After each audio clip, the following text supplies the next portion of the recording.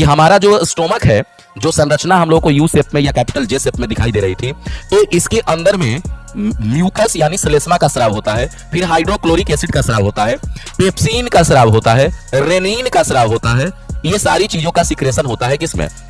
हमारे स्टोमक में। तो हमारे स्टोमक में जो हाइड्रोक्लोरिक एसिड निकला है, ये हाइड्रोक्लोरिक एसिड का पीएच वैल्यू होता है 1.2, जो कि हमारे स्टोमक को अंदर से जलाने की क्षमता रख रहा है। लेकिन हमारे स्टोमक में ऐसा नहीं होता, क्योंकि हमारे स्टोमक से जो म्यूकस निकल रहा है, चिपचिपा पदार्थ निकल रहा है, वो हमारे स्टोमक की दीवारों को बचाता है।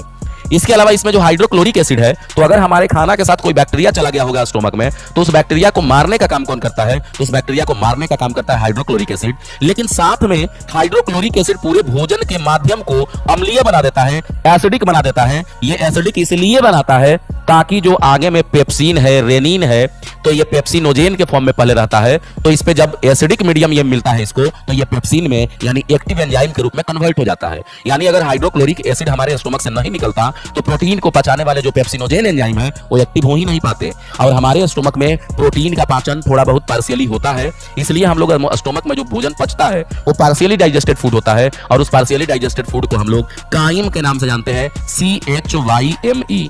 काइम, काइम का मतलब हुआ कि स्टोमक में अंशतः पचा हुआ भोजन को हम लोग काइम के नाम से जानते हैं। और जो हम लोगों ने भोजन को अपने बकल कैविटी में चबाया था, लार वगैरह मिक्स कर दिया था, उस भोजन को हम लोग बोलस कहते हैं। ध्यान रखेंगे कि मुंह से जो खाना आगे फूड पाइप में बढ़ रहा है वो बोलस है, और जो स्टोमक से खाना आगे छोटी आंत की ओर बढ़ रहा है, वह जो खाना है उसका नाम काइम है। क्लियर?